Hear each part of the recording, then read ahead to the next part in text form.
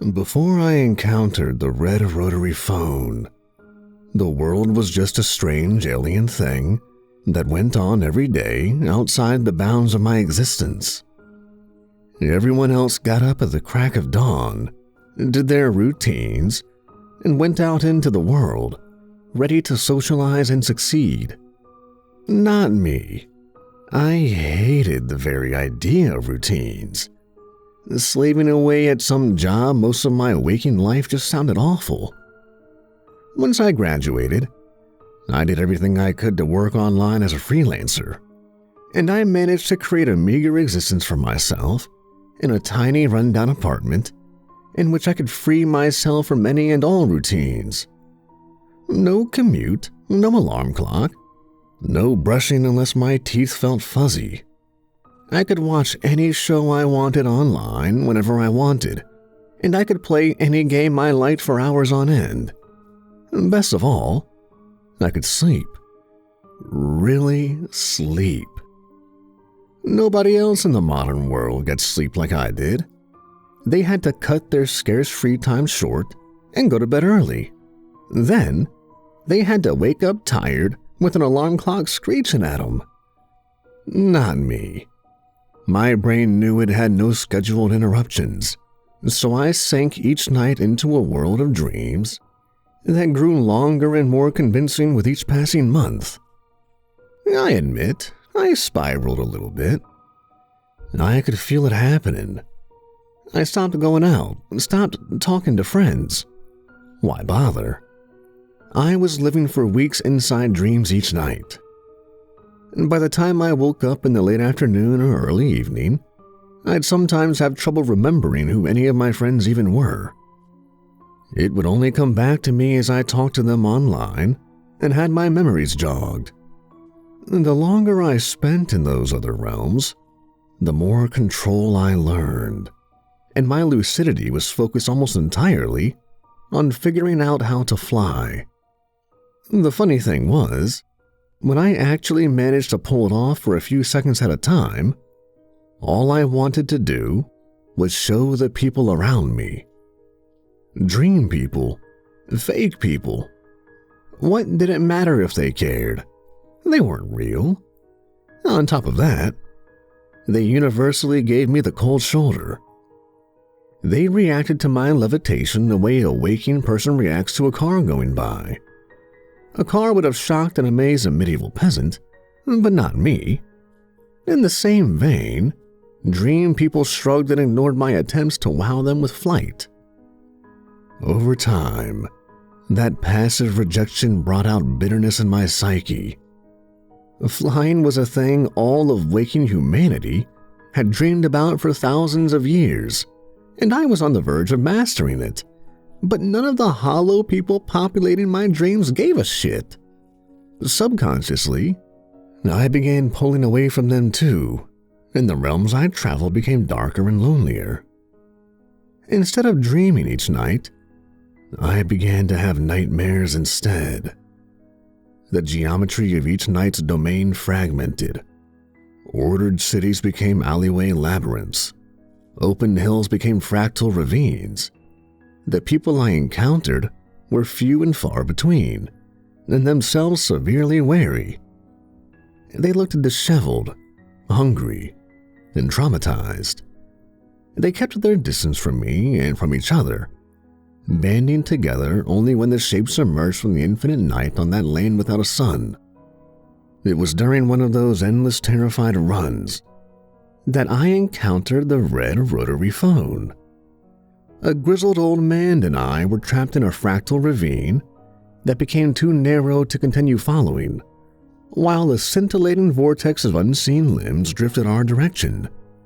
My amateur ability to fly would not get me away from something so enormous. That was when I saw it. The phone was set into the raw rock of the ravine, as if someone had carved a little cubic niche just to hold it. Apprehensive in a whole new manner, I reached in, lifted the receiver, and brought it to my ear. The only way to describe the sensation emanating from that phone. Vast, cold, quiet emptiness. It felt as if I'd found a gap in the walls of the prison of my own awareness, and I put my ear close to listen to the limitless open air beyond. Subtle static moved like wind, the crackling combined into a sort of breathing. Someone was listening. And for the first time that I'd ever experienced, I felt the presence of another awareness in my dream. The grizzled old man whimpering and cowering behind me as the shape approached was not real. But this was. I didn't speak. A crushing sensation of fear kept me from thinking out loud. Still, I knew it was waiting. I could feel it. I dialed a number. I picked 4. The circling motion of the rotary dial didn't stop when I let go. It continued spinning backwards, accelerating, expanding, becoming a vortex of crimson rather than darkness. The abomination slithering down the ravine toward us grew distant as the dream world attenuated into a long and stretching tunnel, compressed at terrifying speed. Then, like a punch to the stomach, I woke and sat up in bed. Latent dizziness faded as I stared at the amber square in the wall from the evening sun, shining through my window. That hadn't really just happened, right? It had all been a part of my dream? It was ridiculous to think I'd actually connected to some sort of entity outside my own mind that had woken me up because I dialed 4 on a rotary phone. I spared no thought for the grizzled old man I'd left to die alone. He wasn't real. As I got up, made coffee, and sat down at my computer, I realized that I could recall the night's dreams in perfect detail, as if they'd really happened. The visual and tactile sensations were all startlingly vivid, and I could remember the fear and loneliness as more than just vague feelings. As I sat there about it, I realized that the 4 I'd chosen hadn't just woken me. It had let me keep my dream memories too. That meant the red rotary phone had not simply been a figment of my imagination. Trying to process the fact that I'd actually encountered something out there beyond myself, I rose restlessly. Those dark and fractured lands felt far too close for comfort. Normally, the fogginess of dreams served as a sort of emotional armor, but now I saw menace in every shadow corner of my room. I had to go. I had to get out. The local gas station sold sodas at all hours, so that was usually where I went. Yeah, that was a mundane goal that would make me feel better. It was my routine. First, I peered through my front window to make sure my neighbor Rick wasn't out there. I often ran into him at night, and talking to other people was the last thing I wanted to be doing late. As I warily emerged from the front door, the middle row in a long row of similar doors from similar townhouses, I had the strangest feeling that I hadn't fully escaped my nightmare. A narrow band of deep purple on the horizon to my right promised what light I had would still fade, and I took a deep breath of real air to reassure myself that a tentacled shape was not about to float into view over the roofs behind me. I stood and stared upward. There was no way something would actually appear, right? My heart began to beat painfully inside my ribcage. The open, cloudy darkness seemed full of threat. The labyrinthine street around me, flanked by tall and narrow buildings, reminded me very much of the fractal canyons. Was there a noise on the wind? A whisper? The door to my left opened abruptly. Rick stepped out, much to my simultaneous relief and annoyance. He came up with a big smile. "Hey, bud. We both going to the gas station again?" This guy's timing was insane. I masked my frustration, but only barely. "Seems like it." "Cool. Playing any fun games tonight?" "I've been playing a new one myself. Can't get enough." Wasn't it supposed to be impolite to talk to strangers? I'd never devised a way to get Rick to stop talking to me, so I just kept giving vague, generic responses as we walked. If I'd been able to pay attention to anything but his constant stream of consciousness blather, I might have seen the movement sooner. A shadow fell across us just as the last glimmer of purple vanished from the horizon. A massive gray hand closed around a nearby chimney, pulled the ethereal weight of something behind it, and then began grasping its way down the sloping roof. Behind it, tentacle-bearing octopus-like suckers latched onto the side of a townhouse to drag itself along. It was a shape, trying to claw itself into the world. Rick saw me looking, so he turned and stared. For once, he stopped talking. I pushed him and he took the cue. We ran. The streets and alleys of our city opened on a shifting series of lights, but without fail, darkness doused them before we could find safety. Neon shop signs flickered out and blue street lights dimmed. Rick pulled out his phone to light the way, but only barely. We fled down a trash-filled alley, only narrowly ahead of the grasping limbs above, and then we pushed into a space between buildings so narrow that the bricks grated away at both sides of us as we forced ourselves along. Halfway through, Rick couldn't push any further. The wall's vice-like grip held him fast. And panic hadn't truly set in until that moment. As long as the maze had offered us another route, the animal inside me had put all its hope into flight. Now, though, we were nearly cornered. I looked past Rick at the mindless gray fingers trying to push their way into our narrow space all along the edges of the buildings above. Then, I turned my head the other way to evaluate my escape. I could do it. I could reach the other side and squeeze out into the open air. I could get away. Just like that old man I left behind in my nightmare, I could save myself at the expense of someone else. But that old man hadn't been real. He hadn't mattered to me. I didn't even like Rick, right? Why should it bother me? So I did it. I made the decision in my heart to run away. I couldn't handle the panic, and I knew Rick was going to die horribly stuck here all alone in the night. But I wanted to live more than I wanted to fruitlessly try to save him. Directly in front of my face, the brick wall was inset with a red rotary phone. That couldn't be here. It wasn't possible. Tears in his eyes, Rick begged me to do something.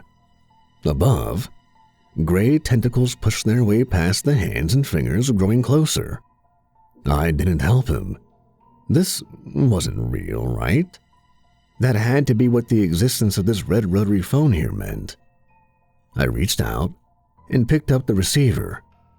That vast expanse of barely audible static waited. I dialed 4.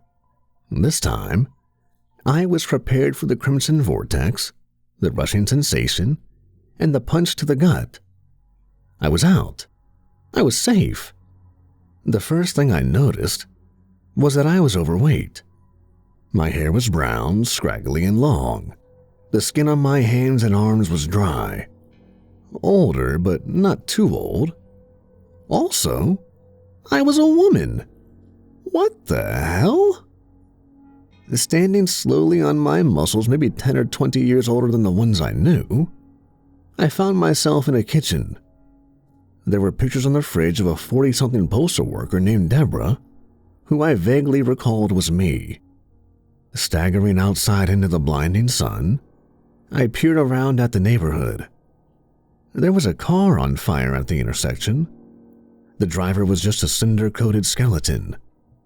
The nearest yard had 2 kids in it, both lying down near a soccer ball. I limped over and checked. They were asleep.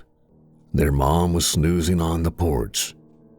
Through the steamed-up window, I saw that their father had fallen face first into a pot of boiling water on the stove.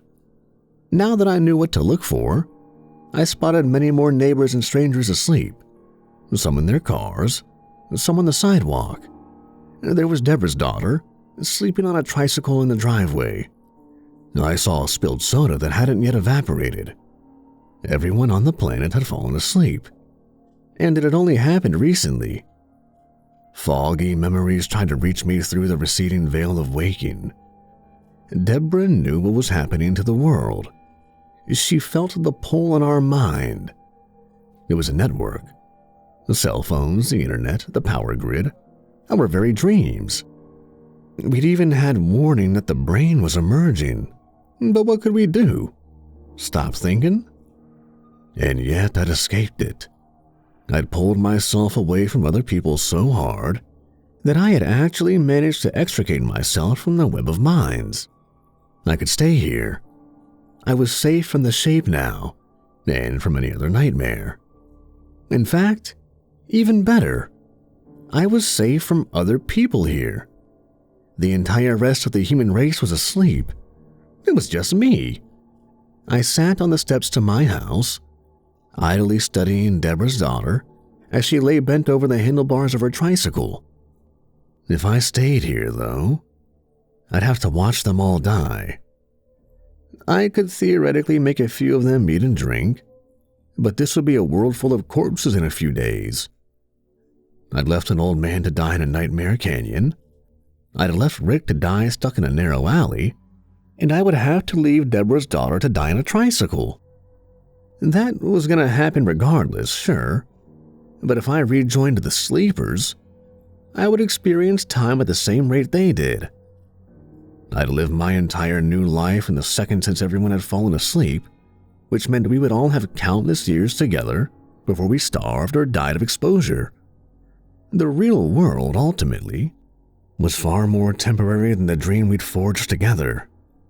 Still, I almost stayed. It was only a single notion that tilted the scales. I'd never been able to avoid Rick no matter how hard I'd tried.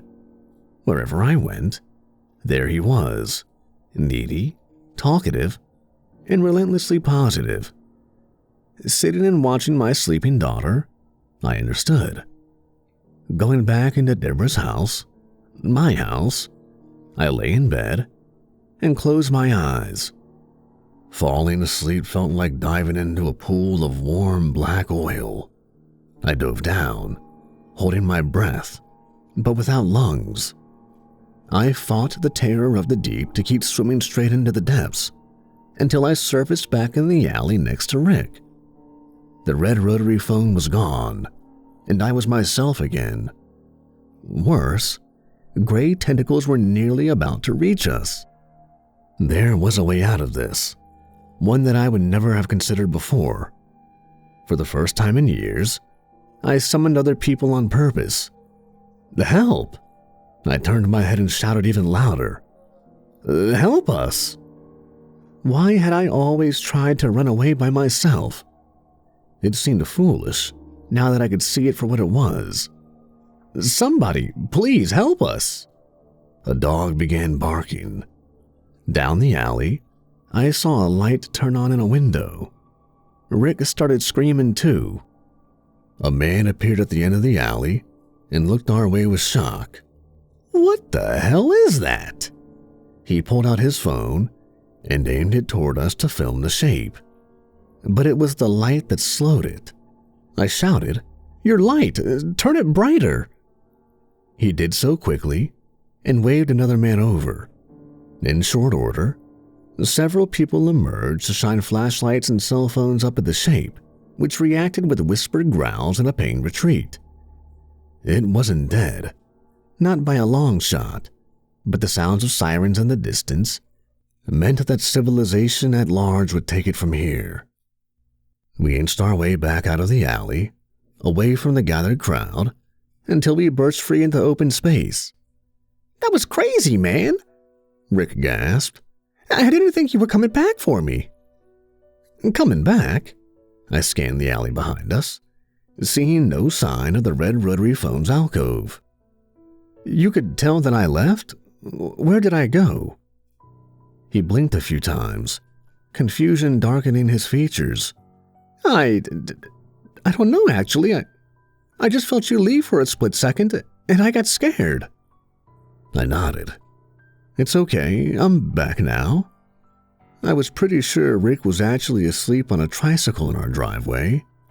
I was also pretty sure, for the first time in this life, that this person here beside me was real. "Let's go home. You should tell me more about that game you're playing." "Really? Awesome. Well, it's like this." He continued his excited chatter while we walked. I listened intently and studied the streets around us as the city came alive in response to the shape floating in the sky. There were kids riding bikes and yelling. People began packing cars to leave, while others drove in just to see it. A grizzled old man sat on a bench across the street, unafraid. There was no way to know if the air I was breathing was real, but the people, they were actually here. I'm writing this. I'm speaking it. And you're listening. You're real. I'm real. I connect with you at vast distances and transmit ideas straight to your thoughts with these words. I fought the connection for years, tried to bitterly separate myself, but that isn't how things work anymore. We are all neurons.